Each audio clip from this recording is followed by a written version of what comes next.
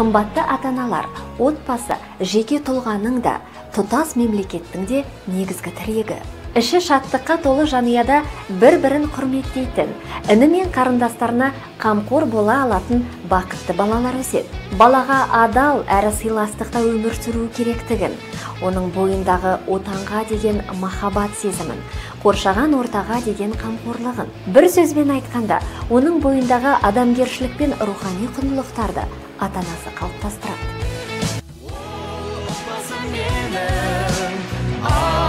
Отауым келі